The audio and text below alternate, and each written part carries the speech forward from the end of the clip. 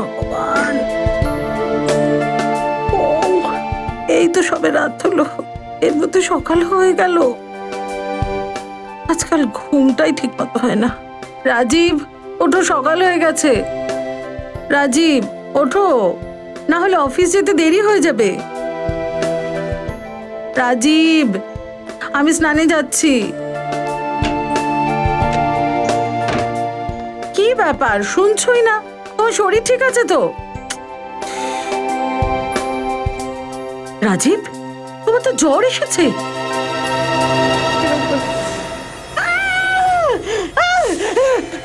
হে ভগবান, রাজীব! বৌদি, বৌদি, বৌদি, কি হয়েছে? ও মাই গড! দাদা, দাদা, ওঠো, কি হয়েছে? দাদা, এসব কি হয়ে গেল? দাদার এরকম হলো কি করে? কিছু করো অন্তত, প্লিজ। হ্যাঁ, আমি এক্ষুনি ডাক্তারকে ফোন করছি। চোখ খোলো দাদা। ও দাদা, রাজীব, যদি রাজীবের কিছু হয়ে যায় না তাহলে আমি... বৌদি প্লিজ এরকম কান্নাকাটি করো না, আমি দেখছি। দাদার জ্ঞান তো আছে। আলিশা, কি হলো? ডক্টর ফোন তুলছে না উনি। ফোন তুলছে না? ও মাই গড! একটা কাজ করো, জল জল নিয়ে এসো। আমি একটু। জল নিয়ে আসছি। দাদা, দাদা, রাজীব, দাদা, চোখ খোলো। রাজীব, রাজীব, কি হয়েছিল গো তোমার? আস্তে আস্তে ওঠো। তুমি ঠিক আছো তো? আমার আবার কি হয়েছে? এই হাতে এইসব রক্ত কি কি করে লাগলো? নিশা, এই এত রক্ত আর এত ক্ষত আমার শরীরে কিভাবে এলো? তুমি জানো না, তুমি জানো না এসব কি করে হলো? সেটা কি করে হতে পারে? হ্যাঁ, আমি একেবারেই জানতে পারিনি আমার হাতে কিভাবে হলো। আমি ঘুম থেকে উঠেই দেখলাম তোমার এই অবস্থা। আশ্চর্য! কাল রাতে তোমার ঘরে কেউ ঢুকেছিল আর তুমি জানোই না? এটা কি করে হতে পারে যে আমাদের ঘরের ভিতর কেউ এলো আর আমি টেরই পেলাম না? আমার ঘুমও তো খুব পাতলা। না দিদি, কেউ না কেউ তো এখানে এসেছে নিশ্চয়ই, না হলে এত কিছু নিজের থেকে কি করে হবে? কি হচ্ছে এসব? আমি তো কিছুই বুঝতে পারছি আমার না। তো মনে হচ্ছে যে দাদাকে কেউ মারতে চাইছে। কিন্তু আমাকে মেরে কার কি লাভ হতে পারে? এবার এটা তো সিআইডি বলতে পারবে। তো কাল রাতে ঘুমের মধ্যে আপনাকে কেউ হামলা করে, আপনি নিজেও জানতে পারেননি এবং আপনার স্ত্রী নিশা দেবীও না।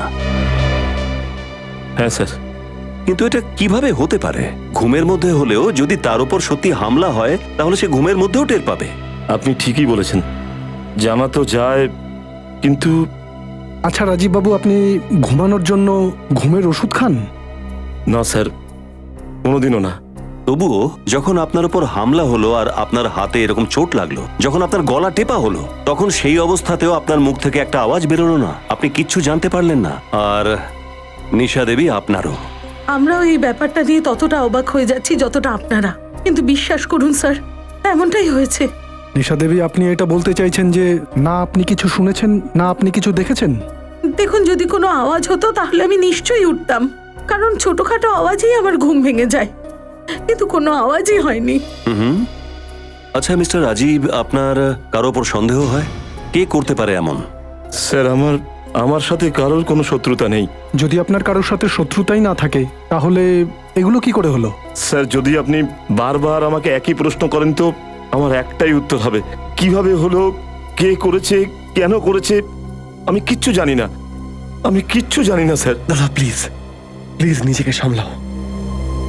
এই ঘরে ঢোকার দুটো রাস্তা রয়েছে, জানলা দিয়ে আর একটা দরজা দিয়ে। জানলা তো ভেতর থেকে বন্ধ ছিল আর দরজাটা খোলা ছিল, আর দরজার পাশেই আপনাদের ঘর। হ্যাঁ, আমাদের ঘরটা ওইদিকে। তো আপনারাও কি কোনো আওয়াজ শুনতে পাননি? কোনো আওয়াজ আসেনি কারো চলাফেরার, দৌড়ানোর, কারো আসা যাওয়ার? না স্যার, আমরাও কারো আওয়াজ শুনতে পাইনি। আশ্চর্য, না কেউ কিছু দেখেছে, না কেউ কিছু শুনেছে। কিন্তু এই ঘরটাতে এগুলো হলো কি করে? একটা কাজ করো, তুমি আর নিখিল এখানেই থাকো, এই বাড়িতেই।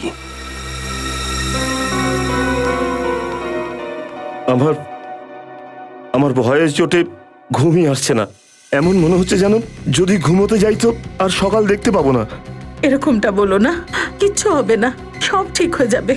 দেখুন রাজীব বাবু, আপনার সাথে কিচ্ছু হবে না। সিআইডি আপনার সাথে আছে, আপনি নিশ্চিন্তে ঘুমিয়ে পড়ুন। আর হ্যাঁ, খুনি যদি আবার আপনার উপরে হামলা করার চেষ্টা করে তাহলে সিআইডির হাত থেকে রক্ষা পাবে না। কিন্তু রাজীবকে এভাবে একলা ঘরে ছাড়তে আমার খুব ভয় করছে। আমি কি রাজীবের সঙ্গে এই ঘরে থাকতে পারি না? না, একদমই না। রাজীব বাবুর ঘরে একা থাকাটা জরুরি, যাতে খুনি নির্দ্বিধায় ঘরে আসে আর আমাদের জালে ধরা পড়ে। যদি আপনারা খুনিকে ধরতেই চান তাহলে সূত্র জোগাড় করুন, প্রমাণ খুঁজে বের করুন। রাজীব দাদাকে বলির পাঠা কেন বানাচ্ছেন? দেখুন, আমরা রাজীব বাবুকে বলির পাঠা বানাচ্ছি না, কেননা আমাদের কাছে এই মুহূর্তে ওনার এই হাতের আঁচড়গুলো ছাড়া আর কোনো প্রমাণ নেই। সেই জন্য এই প্ল্যানটা একদম সঠিক এবং সুরক্ষিত। আর যদি আপনারা ব্যর্থ হন আর খুনি রাজীবের কাছে পৌঁছে যায় তাহলে কি হবে বলুন না। নিশা দেবী, আপনি একদমই চিন্তা করবেন না। আমরা সারা রাত ধরে এখানে পাহারা দেব, আর বিশ্বাস করুন আমরা রাজীব বাবুকে কিচ্ছু হতে দেব না। আগে হ্যাঁ, যেমনটা আপনারা জানেন যে রাজীব বাবুর ঘরে ঢোকার দুটোই রাস্তা, একটা এই মেন দরজা আর দ্বিতীয় হচ্ছে ওই দুটো জানলা। আমাদের অফিসার নিখিল এই মেন দরজার সামনে দাঁড়িয়ে থাকবে আর আমি বাংলোর বাইরে পাহারা দেব। তাই প্লিজ আপনারা একদম নিশ্চিন্ত হয়ে যান, কিচ্ছু হবে না আপনাদের। প্লিজ আমাদের উপরে ভরসা রাখুন।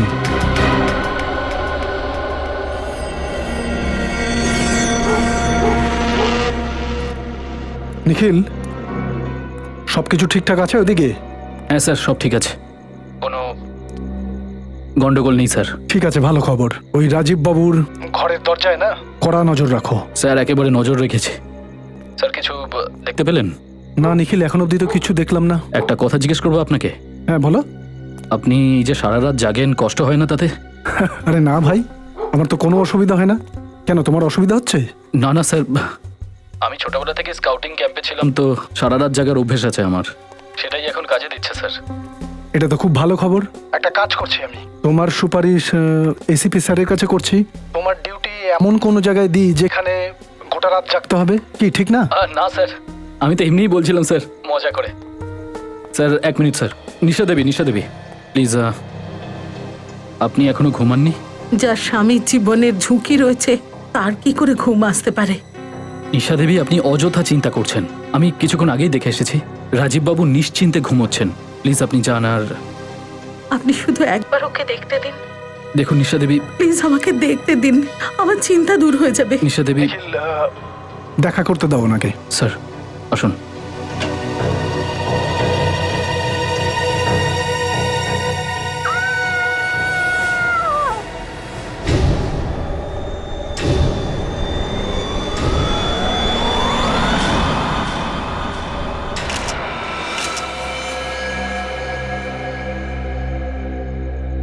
ওনার হাতটাকে আবার ওইভাবেই আঁচড়ানো হয়েছে। এই দেখো, ওনার গলাতে আঙুলের চিহ্ন আছে, গলা টিপে মেরেছে। না, এটা হতে পারে না। একটু সামলাও নিজেকে, চুপ করো তুমি। এই ব্যান্ডেজটাও খোলা আছে, তার মানে এখানে ধস্তাধস্তি হয়েছে। কিন্তু যদি ধস্তাধস্তি হয়ে থাকে তো রাজীবের চিৎকারের আওয়াজ তো আসবে। কিন্তু স্যার আমি তো ঘরের বাইরেই ছিলাম, আর আমি কোনো রকম আওয়াজও শুনতে পাইনি। দাদা, আরে কি করছেন কি? আরে সামলান নিজেকে, সামলান নিজেকে, আরে কি সামলাবো নিজেকে? আরে আমার দাদা মারা গেছে। আমরা আপনাদের দিকে অনেক অনেক বড় ভুল করেছি। না আপনাদের আমরা ডাকতাম, আর না দাদা মারা যেত। একদম ঠিক কথা বলেছো তুমি। আপনাদেরকে ডেকে আমরা সব থেকে বড় ভুল করেছি। আপনাদের বারবার বলেছিলাম রাজীবকে এই বিপদে ফেলবেন না। কিন্তু আপনারা আমাদের একটা কথা শোনেননি। নিখিলে এসব কি করে হলো? স্যার এইসব কিভাবে হলো আমি নিজে কিছু বুঝতে পারছি না। স্যার এসব হওয়ার 2 মিনিট আগে আমি ঘরের মধ্যে ঢুকেছিলাম, তখন রাজীব বাবু একদম ঠিক ছিল। কিচ্ছু বুঝতে পারছি না। না কেউ ঘরের থেকে বাইরে গেছে, না বাইরে থেকে কেউ ঘরে এসেছে, আর তা সত্ত্বেও এসব হয়ে গেল। আমারই ভুল ছিল। সিআইডি, আপনাদের কেন ডাকলাম? তুমি একটু শান্ত হও তুমি। দুজন সিআইডি অফিসার থাকতেও খুন হয়ে গেল, আর আপনারা কিছু বুঝতেই পারলেন না। দেখুন, আমরা মানছি যে আমরা থাকা সত্ত্বেও রাজীব বাবুকে খুন হতে হলো, কিন্তু আমি আপনাদের একটা কথা বলছি, এই ঘরের থেকে কেউ বাইরেও যায়নি, আর বাইরের থেকে কেউ ভিতরেও আসেনি। আর এই গোটা বাড়িতে যদি কেউ থেকে থাকে সেটা হলেন আপনারা। আপনি কি বলতে চাইছেন যে খুন আমাদের মধ্যে কেউ করেছে? স্যার প্লিজ একটু ভেবেচিন্তে কথা বলুন। খুন করার জন্য ঘরের ভিতরে ঢুকতে হতো, আর আপনার এই অফিসার কন্টিনিউ দরজার বাইরে দাঁড়িয়ে ছিল তো? তাহলে ঠিক বলেছেন আপনি। খুন করতে হলে ঘরের ভিতরে আসতে হয়। এই ঘরে নিশ্চয়ই কোনো গুপ্ত রাস্তা আছে। গুপ্ত ঘরের থেকে বাইরে যাওয়ার জন্য আর ঘরের ভিতরে আসার জন্য, আর যেটার ব্যাপারে শুধু আপনারাই কেউ জানেন। স্যার আপনারা নিখিল, খোঁজো দেখো কি পাওয়া যায়। স্যার, কোনো না কোনো গুপ্ত রাস্তা নিশ্চয়ই আছে এখানে।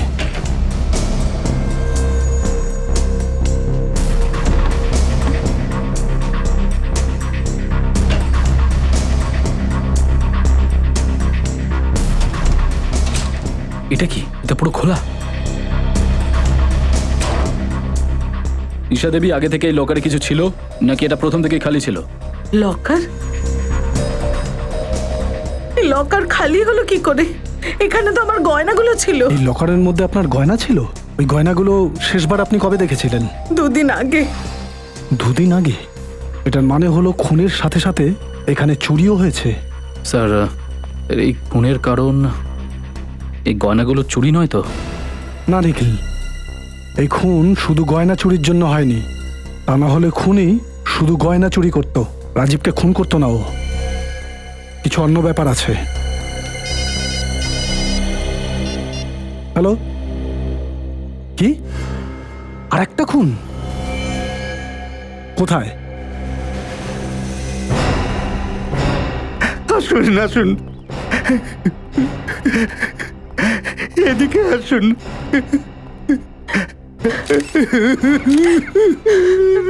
এক্সকিউজ মি ম্যাম, আপনি একটু পেছনে চলে যান প্লিজ।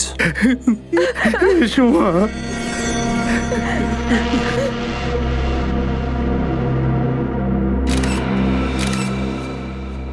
এর মৃত্যুটাও একদম রাজীবের মতো লাগছে। হাতে আঁচড়ের দাগ আর গলাও টেপা হয়েছে। তাহলে কি রাজীব আর আনন্দর খুনি একই লোক স্যার? হতে পারে। আপনি আপনি রাজীব কুমারকে চেনেন? রাজীব কুমার? হ্যাঁ, রাজীব কুমার। ওনার বাড়ি গোপালপুরাতে। চেনেন ওনাকে আপনি? না, কেউ? অ্যাকচুয়ালি রাজীব কুমারের খুন হয়ে গেছে, আর ঠিক একইভাবে যেরকম আনন্দকে মারা হয়েছে। যেই আমার আনন্দকে মেরে থাকুক না কেন, সে নরকেও ঠাঁই পাবে না। স্যার, আপনি ওর খুনিকে খুঁজে বের করবেন তো? আপনি চিন্তা করবেন না, আমরা খুব তাড়াতাড়ি ওর খোঁজ পেয়ে যাব। আপনি আনন্দর কে হন? আমি ওর কাকা। রোজ সকালে আমি আর আনন্দ পায়চারি করতে বেরোতাম। ভাবতেই পারিনি যে আনন্দ। আর আনন্দকে এই অবস্থায় সবার আগে আপনি দেখেছেন। আপনি এখানেই থাকেন? আগে হ্যাঁ স্যার, ছোটবেলাতেই আনন্দের বাবা মা চলে যান। কাকা বাবুই ওকে ছোটবেলা থেকে মানুষ করেছেন। আনন্দ আমাদের বাঁচার ভরসা ছিল। দেখুন, নিজেদের একটু সামলান। একটা কথা বলুন, আপনাদের কারো ওপর সন্দেহ হয়? ওর কারোর সাথে সেরকম কোনো শত্রুতা ছিল না। আচ্ছা, এটা বলুন যে আপনাদের এখানে কিছু লুটপাট হয়েছে কি? লুটপাট? হ্যাঁ, গয়নার চুরি হয়েছে কি এখানে? আমি দেখিনি স্যার, দেখে বলতে পারবো। প্লিজ একটু দেখুন তো।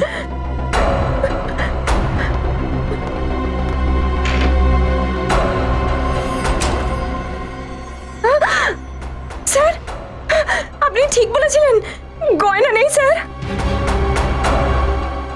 একটু চেক করুন তো, গয়না ছাড়া কি আর কিছু চুরি হয়েছে? দেখছি স্যার।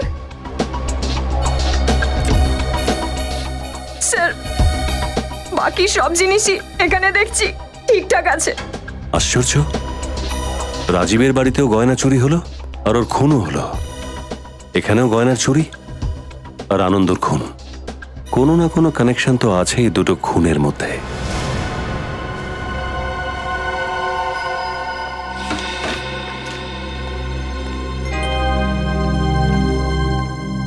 কি হচ্ছে সচিন?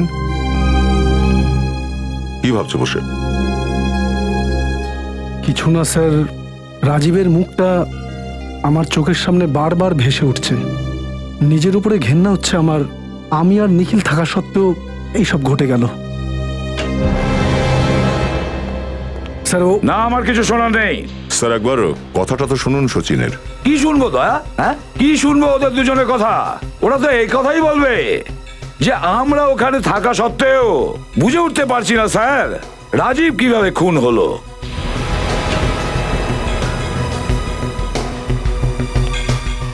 স্যার স্যার কি জানা গেছে?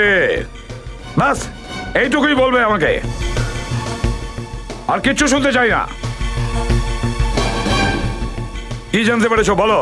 স্যার জানতে পেরেছি যে রাজীব আর আনন্দর দুজনের ব্যাংক অ্যাকাউন্টই খালি স্যার। কিভাবে? স্যার ওরা দুজনেই নিজেরাই নিজেদের অ্যাকাউন্ট খালি করেছে স্যার। আচ্ছা, রাজীব আর আনন্দ দুজনে নিজেদের অ্যাকাউন্ট খালি করে দিয়েছে? কিভাবে? এটা কিভাবে সম্ভব? স্যার এরকমই হয়েছে স্যার। স্যার আপনি নিজেই দেখে নিন এই স্যার ব্যাংকের স্টেটমেন্ট। ওরা দুজনে নিজেরাই টাকা তুলে নিয়েছিল স্যার। স্যার, যদি এরা নিজেরাই নিজেদের ব্যাংক অ্যাকাউন্ট থেকে এভাবে টাকা তুলে থাকে তো বাড়ির লোকেরা সেটা আদৌ জানে না কিভাবে? স্যার এমনটাও তো হতে পারে যে নিজের টাকার ব্যবহার ও ভুল কাজের জন্য করতো, আর সেই জন্যই ওরা ওটা নিজেদের পরিবারের কাছেও বলেনি। স্যার স্যার আমি খবর নিয়ে দেখেছি 13 তারিখে রাজীব আর আনন্দ দুজনেই হোটেল স্পার্কলিং স্টারে গিয়েছিল। 13 তারিখে হোটেল স্পার্কলিং স্টার? আর স্যার 13 তারিখেই এরা দুজনে এদের ব্যাংক অ্যাকাউন্ট থেকে সব টাকা তুলে নিয়েছিল। এই দুটো ঘটনার মধ্যে কোনো কানেকশন নেই তো? আছে দয়া, আছে। কোনো না কোনো কানেকশন আছে, কোনো না কোনো কানেকশন নিশ্চয়ই আছে। 13 তারিখ hotel sparkling star. Welcome sir, বলুন। আমরা সিআইডি অফিসার। এই ছবিগুলো দেখুন মন দিয়ে। এটা রাজীব আর এটা আনন্দ। 13 তারিখে এরা আপনাদের হোটেলে এসেছিল। হ্যাঁ স্যার, এরা লাকি ড্র কন্টেস্ট জিতেছিল। Lucky draw contest? আগে হ্যাঁ স্যার, একটা মিউজিক্যাল শো এর পাসের জন্য আমরা লাকি ড্র কন্টেস্ট রেখেছিলাম। আচ্ছা এটা বলুন যে এরা দুজন যখন এসেছিল একাই এসেছিল না সাথে কেউ ছিল? স্যার ওনার সাথে ওনার ওয়াইফ এসেছিলেন। ও আই সি। আচ্ছা যে মুহূর্তে ওনারা এখানে এসেছিলেন সেই মুহূর্তে ওদের সাথে কারোর কোনো ঝামেলা, মনোমালিন্য কিছু কিছু মনে পড়ছে আপনার? না স্যার, এমনটা তো কিছু হয়নি। এমন কিছুই হয়নি? আচ্ছা এটা বলুন যে নিজেদের মধ্যে ওরা কথা বলছিল? স্যার যতদূর আমার মনে পড়ছে ওদের দুজনের মধ্যে তেমন কথা হয়নি। কিন্তু স্যার হয়েছেটা কি? এরা দুজনেই মারা গেছে। মারা গেছে? হ্যাঁ, আর সেই বিষয়েই আমরা এখানে তদন্ত করতে এসেছি। নিখিল, আমার তো কিছুটা অদ্ভুত মনে হচ্ছে। কেননা ওরা দুজন এই হোটেলেই এসেছিল অথচ কেউ কাউকে চিনতো না।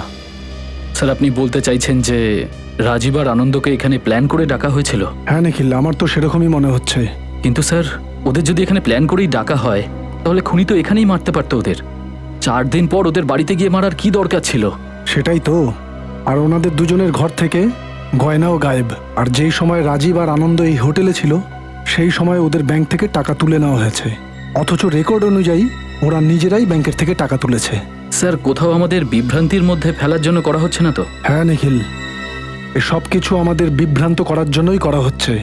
আমার মনে হচ্ছে এই রহস্যের সমাধান এই হোটেল স্পার্কলিং স্টারেই আছে। হ্যাঁ সালুকে। হ্যাঁ এসো এসো, একদম ঠিক সময় এসেছো। খুব জরুরি একটা কথা আছে তোমাদের সঙ্গে। এই খবরই দেবেন তো যে রাজীব আর আনন্দকে গলা টিপে মারা হয়েছিল? ফ্রেডি, আমি একদম ইয়ার্কি পছন্দ করি না। আরে স্যার আমি আর কি করছি না, আমি সবসময় কাজের কথাই কিন্তু বলি স্যার। ব্যাস থামো বস। এই কেসটায় একজন নয়, 2 জন খুনি আছে, 2 জন। দুটো খুনি? হ্যাঁ, আর খুনিদের নাম হচ্ছে রাজীব আর আনন্দ। রাজীব আর আনন্দ? সেটা কিভাবে? বস, রাজীব আর আনন্দ নিজেই নিজেদের খুন করেছে। এটা তুমি কি বলছো সালুকে? এটা কিভাবে সম্ভব? কেননা স্যার রাজীব আর আনন্দ দুজনের নখের ভেতর থেকে আমি ছালের টিস্যু পেয়েছি। ছালের টিস্যু? হ্যাঁ সচিন, আর এই টিস্যুস রাজীব আর আনন্দ ওদের দুজনের নিজেদেরই। কি? রাজীব আর আনন্দর নখে ওদেরই চামড়ার অংশ পাওয়া গেছে? হ্যাঁ, ওদের নিজেদের চামড়ার অংশ? এমন কি ঘটনা ঘটতে পারে যার ফলে এরা নিজেদের এইভাবে নৃশংসভাবে ক্ষতবিক্ষত করেছে আর গলাও টিপে নিয়েছে? কিন্তু স্যার কেউ নিজের গলা টিপে নিজেকেই নিজে মেরে ফেলতে পারে কি করে? মারতে পারে ফেডরিক, ওদের কেউ হিপনোটাইজ যদি করে থাকে তবে, হিপনোটাইজ যদি করে থাকে তবে। তাহলে তো স্যার এমনটাই হয়েছে, কেননা রাজীব বুঝতেই পারেনি ওর উপরে কেউ হামলা করেছিল। কিন্তু স্যার, রাজীব আর আনন্দ দুজনেই নিজেদের ঘরে একা ছিল, তাহলে এই দুজনকে হিপনোটাইজ করলোটাকে? ফেডরিক, এটা জরুরি নয় যে সম্মোহন করার লোক বা হিপনোটাইজ করার লোক সামনে থাকতে হবে। কারোর কণ্ঠস্বর দিয়েও সম্মোহিত করা যায় কাউকে। আমার তো মনে হয় রাজীবকে কেউ আওয়াজের মাধ্যমে সম্মোহিত করেছে, কিন্তু সেই আওয়াজটা নিশ্চয়ই ঘরের মধ্যে কেউ শুনেছিল। একটা কাজ করো, রাজীব আর আনন্দ দুজনের স্ত্রীকেই এই বিউরোতে নিয়ে এসো। আসুন।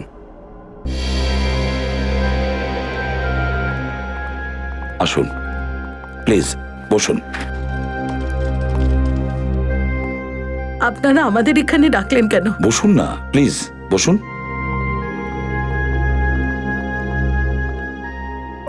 নিশা দেবী, সোনালী দেবী, যখন রাতে আপনারা ঘুমোতে গেছিলেন সেই সময় আপনারা কোনো আওয়াজ শুনেছিলেন কি? না স্যার, কোনো আওয়াজ শুনিনি। স্যার, আমিও কোনো আওয়াজ শুনতে পাইনি। কোনো আওয়াজ শোনেননি আপনারা? কোনো আওয়াজ? একটু ভেবে দেখুন, ভালো করে মনে করে দেখুন। কোনো আওয়াজ তো নিশ্চয়ই শুনেছেন। কোনো আওয়াজ? না স্যার, তেমন কোনো আওয়াজের কথা তো মনে পড়ছে না। অনেক রকমের আওয়াজ হয়, কিন্তু কোনো বিশেষ আওয়াজ, কোনো সুর বা কোনো অদ্ভুত শব্দ মনে করুন প্লিজ। না স্যার, তেমন তো কোনো আওয়াজ পাইনি। প্রত্যেকদিন বাইরে থেকে যে আওয়াজগুলো আসে সেগুলোই শুনেছি, যেমন কুকুরের ডাকের আওয়াজ। কুকুরের ডাকের আওয়াজ? হ্যাঁ স্যার।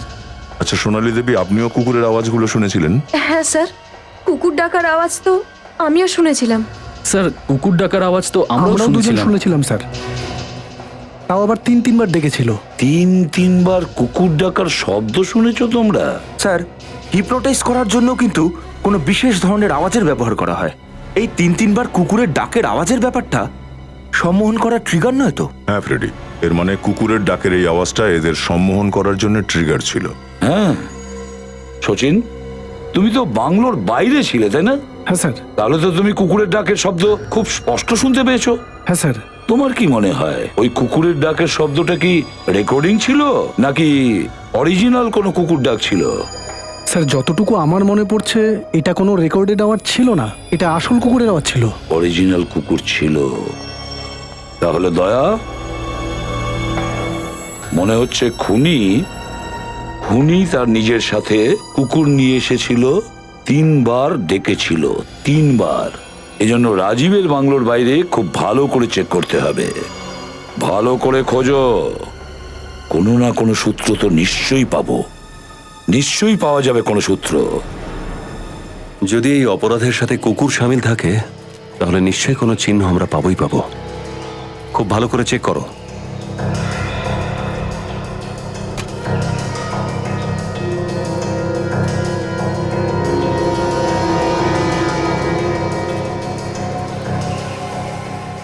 স্যার, এই দেখুন,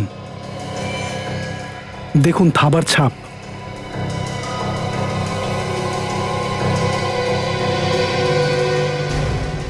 একটা কাজ করো, একটা স্যাম্পল নিয়ে নাও। স্যার, এই কুকুর রাজীবের জানলার একেবারে পাশে ছিল। যদি এখান থেকে ও ডেকে থাকে তো আওয়াজ নিশ্চয়ই রাজীব শুনতে পেয়ে থাকবে। আরো সম্মোহিত হয়ে গেছে, হিপনোটাইজড। কি দিনকাল এলো স্যার, খুনি খুন করার জন্য কি কি উপায় না করছে।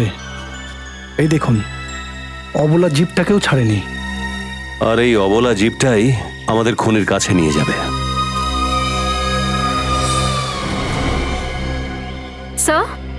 স্যার এটা দেখুন। স্যার এই লোমগুলো দেখুন। স্যার, এই একগুচ্ছ লোম ওই কুকুরটার নয় তো? হতেই পারে। এই লোমগুলোকে সাবধানে রাখো। এই লোমগুলো থেকে আমরা ওই কুকুরের প্রজাতি জানতে পারবো। আচ্ছা সালুকে কিছু জানা গেছে কোন কুকুরের লোম এটা? হ্যাঁ বস, এই লোমটা ল্যাব্রাডরের। ল্যাব্রাডর কুকুরের। আর এই পায়ের ছাপগুলো? স্যার এই পায়ের ছাপগুলো কোনো ল্যাবরেটরিরই। ওটাও ওই একই কুকুরের? তাহলে এর থেকে এটা পরিষ্কার যে এই লোম আর পায়ের ছাপ ওই ল্যাব্রাডর কুকুরের, যেটাকে খুনি পুষতো, আর খুনি ওর সাহায্য নিয়ে খুনগুলো করেছে। কিন্তু স্যার, একটা কথা আমার মাথায় ঢুকলো না কিছুতেই। খুনি কুকুরটাকে কি করে 3 বার ডাকতে বলতে পারে? এখন এটা তো কুকুরের নিজের ইচ্ছে না, সে একবার ডাকবে নাকি 3 বার। এদিকে একটা কথা বলি, এই যে ল্যাব্রাডর কুকুরের প্রজাতি না, ভীষণ বুদ্ধি রাখে, খুব বুদ্ধি। খুনি নিশ্চয়ই ওকে কোনো স্পেশাল ট্রেনিং দিয়েছিল শুধু 3 বার ডাকার জন্য, 3 বার ডাকার জন্য। আর ওই কুকুরটা ডাকার জন্য রাজীব আর আনন্দ সম্মোহিত হয়ে যায় আর নিজেরা নিজেদের মেরে ফেলে। মানে স্যার, খুনি অবধি পৌঁছাতে গেলে আমাদের এই ল্যাব্রাডর কুকুর অবধি পৌঁছাতে হবে, যাকে 3 বার ডাকার ট্রেনিং দেওয়া হয়েছে। আর একটা কথা বস,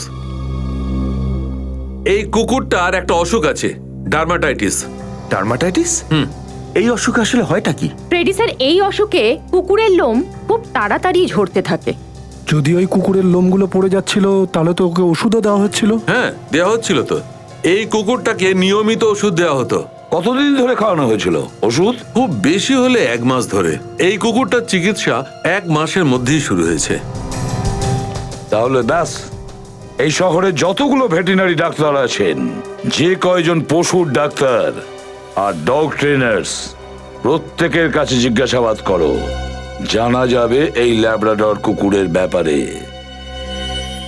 হ্যাঁ ডক্টর অঙ্কিত, আমি সিআইডি অফিসার বিনীত, আপনাকে ফোন করেছিলাম। ও হ্যাঁ, প্লিজ বসুন না স্যার।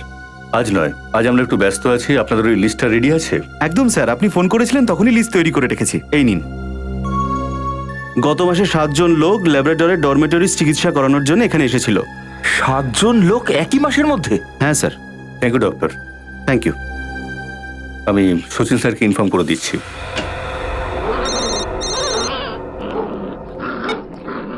হ্যাঁ বিনীত, লিস্ট পেয়ে গেছো? হ্যাঁ স্যার, লিস্ট পেয়ে গেছি। ওকে স্যার, গত মাসে 7 জন লোক তাদের ল্যাবরেটরকে ডার্মাটাইটিসের চিকিৎসার জন্য নিয়ে এসেছিল। কি 7টা ল্যাব্রাডর? এক কাজ করো, ওদের মালিকের নাম আমাকে SMS করে দাও। Okay sir. Thank you. Yeah দাদা, আপনি এই কুকুরদের ট্রেনার? আগে হ্যাঁ, আপনারা? আমরা সিআইডি অফিসার। আমি ইন্সপেক্টর সচিন আর এ সাব ইন্সপেক্টর নিখিল। ও বলুন, আমি আপনাদের কি সাহায্য করতে পারি? শুধু এই কুকুরদের ব্যাপারে একটু ইনফরমেশন চাই। হ্যাঁ প্লিজ। ইনফরমেশন?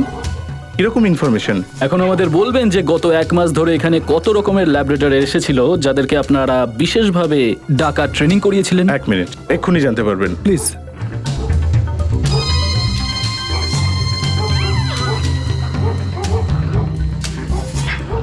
বিনীত SMS করেছে। এই দেখুন, এই 9টা ল্যাব্রাডর কুকুরের লিস্ট রয়েছে। ল্যাব্রাডোরস? স্যার, আমি বুঝতে পারছি না যে আপনারা সিআইডি থেকে এসেছেন আর এই কুকুরের ট্রেনিং সেন্টারে কি খুঁজছেন। আসলে ব্যাপারটা হলো যে কেউ এই অবলা কুকুরদের ব্যবহার অপরাধের জন্য করেছে। ও, আমাদের ক্ষেত্রে এই সমস্ত জানা খুবই মুশকিল যে কোন ট্রেনিংটা লোকে কিভাবে ব্যবহার করবে। সেইটুকু বুঝতে পারি আমরা। আচ্ছা এটা বলুন যে এই ল্যাব্রাডরদের মধ্যে কারুর লোম ঝরার সমস্যা ছিল? লোম ঝরার সমস্যা মানে ডার্মাটাইটিস? হ্যাঁ, ওটাই, ডার্মাটাইটিস। এটা তো কুকুরদের খুবই সাধারণ একটা সমস্যা। দেখুন, এই 9টা ল্যাব্রাডরের মধ্যে এই 4টে ল্যাবরেটরিরই এই সমস্যা ছিল। আর এই নাম এই 4টে কুকুরদের মালিকদের, রাইট? আগে হ্যাঁ। ওকে।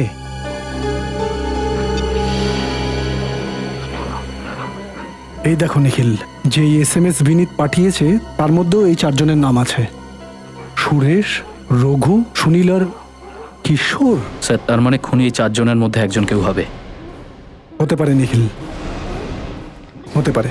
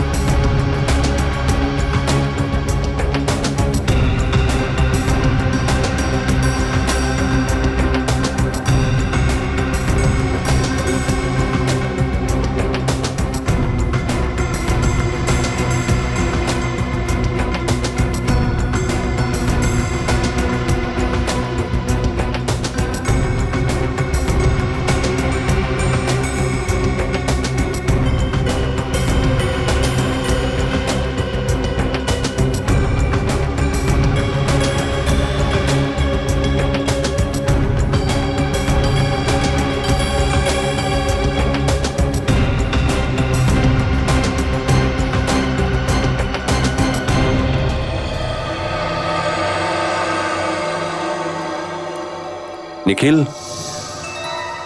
আরে স্যার আপনারা এখানে? হ্যাঁ, ওই বাকি 3টে কুকুরের পায়ের ছাপ তো মেলেনি। মিস্টার কিশোরের কাছে খোঁজ নিয়েছিলে? না স্যার, খোঁজ নিতে যাচ্ছিলাম। দেখো, স্যার দেখি কিছু জানতে পারা যায় কিনা। ওয়েলকাম টু বিটেন world. How may I assist you? নতুন ফ্ল্যাটের জন্য একটা স্ট্যান্ড ফ্যান আর কুলার নেব। এই পচা গরম থেকে একটু স্বস্তি চাই। বাজার চলতে সব ব্র্যান্ড আর ভরসাযোগ্য নয়। তার জন্য তো আমাদের ফ্যান আছে, all purpose bullet table fan, ceiling fan. আমাদের সিলিং ফ্যান কিন্তু 30 মাসের ওয়ারেন্টি সহ পাওয়া যায়। আছে ফারাটা 2 বছরের ওয়ারেন্টি, 17 থেকে 20 মিটার এয়ার ফ্লো, মধ্যবিত্তের সাধ্যের মধ্যে একমাত্র ভরসাযোগ্য ব্র্যান্ড বিটেন। আমাদের কুলারের কিন্তু অনেক range, 45 litres, 50 litres, 70 litres, 90 litres, 110 litres. Honeycomb সহযোগে বিটেনের সব কুলারের ওয়ারেন্টি 1 বছর। চেনা হাওয়ায় অচেনা অনুভূতির জন্য একমাত্র আদর্শ বিটেন। গরমে স্বস্তি পেতে বিটেনের ফ্যান হোক বা কুলার, আজই আনুন বাড়িতে। Beaten, digitally years. দেখি কিছু জানতে পারা যায় কিনা। এত রাতে আবার কে এলো? কিশোর আবার ফিরে এলো না তো? বাবা আজকে অনেক তাড়াতাড়ি এলো তো।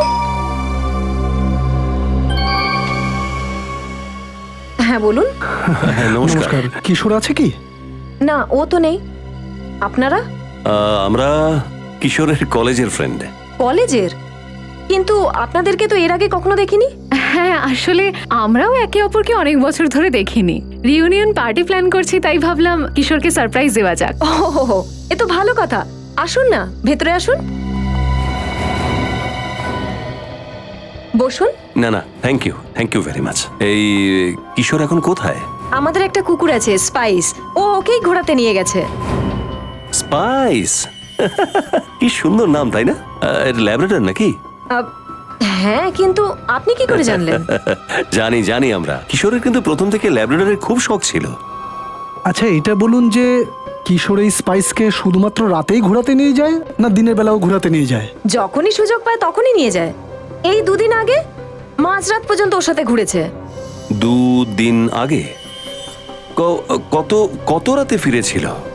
এই প্রায় 1-1:30টার সময়। আমি তো ভীষণ রেগে গিয়েছিলাম। আমি তো বলে দিয়েছিলাম ওকে যদি ঘোরানোরই থাকে দিনে ঘুরতে নিয়ে যেও। আচ্ছা, আপনার এই স্পাইসের ডার্মাটাইটিস আছে না? আপনি কি করে জানলেন? ওটা আমি হ্যাঁ, ও বলতে চাইছে যে আপনাদের স্পাইসের ডার্মাটাইটিস তো হবেই, কেননা এই অসুখটা তো কুকুরদের মধ্যে খুব কমন, তাই না? যথেষ্ট খোঁজ খবর রাখেন তো কুকুরদের ব্যাপারে। হ্যাঁ, মানে ছোটবেলা থেকেই পড়ার খুব শখ আমাদের। ভালো শখ এটা। মনে হয় আমাদের এবার যাওয়া উচিত। আরে এভাবে কি করে? ডিনার করে যান। না, মানে কিশোর যখন পরের বার থাকবে তখন আমরা একসাথে বসে খাবার খাবো। আপনি শুধু কিশোরের নাম্বারটা দিন। Mobile number? আচ্ছা, লিখে নিন। 412342 289. Thank you. ওকে, নমস্কার।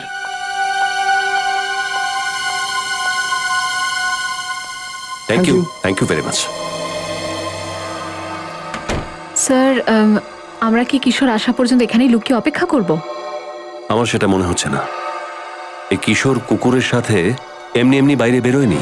নিশ্চয়ই কারো প্রাণের আশঙ্কা রয়েছে। একটা কাজ করো, মোবাইল কোম্পানি থেকে খবর নাও কিশোরের মোবাইল এই মুহূর্তে কোথায় আছে।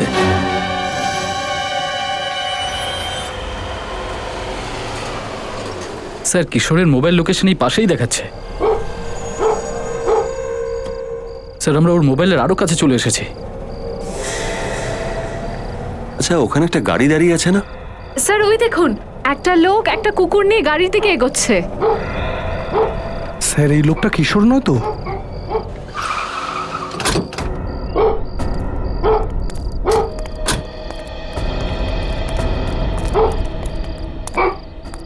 মিস্টার কিশোর? হ্যাঁ বলুন, আমি কিশোর। কেমন আছেন আপনি? আপনারা কারা? আমরা সিআইডি থেকে এসেছি। সিআইডি? হ্যাঁ, এখানে কাকে সম্মোহিত করছিলেন? এসব কি কথাবার্তা বলছেন আপনারা? আমি তো কিছুই বুঝতে পারছি না। মনে হচ্ছে একে মিষ্টি খাওয়াতেই হবে। স্যার আমাকে ক্ষমা করে দিন স্যার, টাকার লোভে আমি এসব করেছি স্যার, আমাকে ক্ষমা করে দিন স্যার। কাকে সম্মোহিত করছিলি এখানে? ওখানে স্যার। চল দেখা। চল স্যার, এই যে এই বাড়িটা।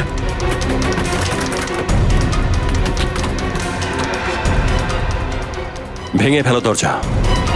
কি করছো তুমি এসব? ছেড়ে দাও, নিজের হাতে নিজের গলা টিপছো। মহেশ, করো না এরকম। আওয়াজ ওপর থেকে কি আসছে। করছো মহেশ?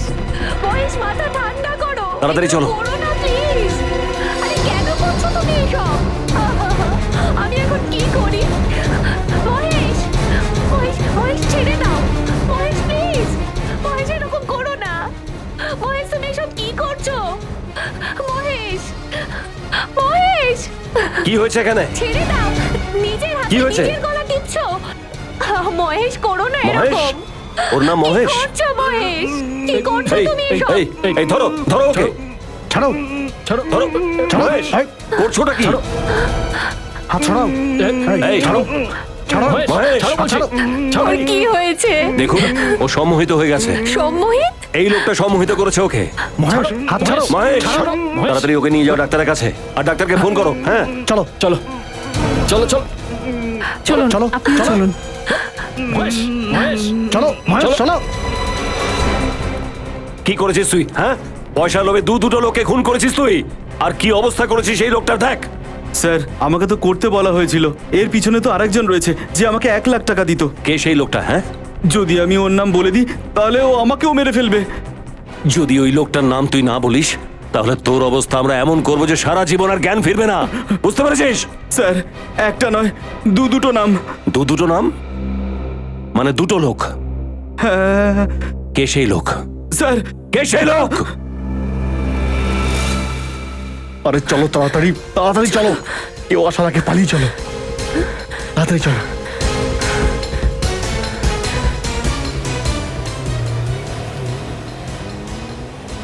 চলো আরে চলো। আরে কোথায় যাচ্ছেন এত সকাল সকাল? সিআইডি? আমরাও যাচ্ছি আপনাদের সাথে। আরে আপনারা স্যার এইখানে? আমাদেরও একটু বেড়াতে যেতে ইচ্ছে করছে। না না না না, আমরা কোথাও বেড়াতে যাচ্ছি না, খুব জরুরি একটা কাজে বাইরে যাচ্ছি। কিন্তু এই মুহূর্তে তো জেল যাওয়ার থেকে আর জরুরি কাজ কি হতে পারে? জেল? আমরা কেন জেলে যাব? তুমি দেরি করছো কেন? তাড়াতাড়ি চলো আমার চলো সঙ্গে। চলো। এই বেশি ড্রামা করার চেষ্টা করিস না। স্যার, কিন্তু আমরা তোকে জেলে নিয়ে যাব। হিপনোটিজম, গয়না, ব্যাংক অ্যাকাউন্ট, খুন। বলো তুমি কেন এসব করেছো? কম সময়ে অনেকগুলো টাকা একসঙ্গে কামানোর সুযোগ আমরা আর পাইনি স্যার। কলেজে পড়ার সময় আমি সম্মোহন করার পদ্ধতি শিখে নিয়েছিলাম। তারপর আমি ভাবলাম এই শিক্ষাটাই যদি আমি ধনী হওয়ার জন্য ব্যবহার করি কেমন হয়। বাহ বাহ বাহ, এই জন্য আপনি শিখেছিলেন হিপনোটিজম কলেজে? এটা করার জন্য লজ্জা হওয়া উচিত আপনাদের দুজনের। এত বড় ছলনা। এবার বলুন, কবে কিভাবে সম্মোহিত করেছিলেন রাজীব আর আনন্দকে? বলুন। যখন ওরা দুজন হোটেল স্পার্কিং স্টারের বারে বসেছিল তখন।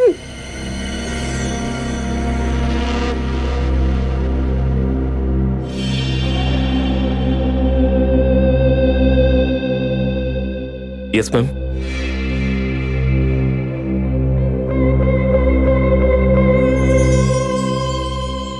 আপনারা দুজন এটাকেই দেখতে থাকুন, দেখুন ভালো করে।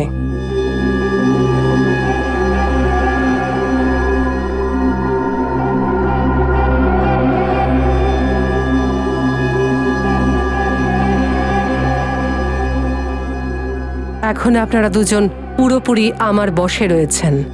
আমি যা বলবো আপনারা দুজন সেটাই করবেন। দেখতে থাকুন এটাকে।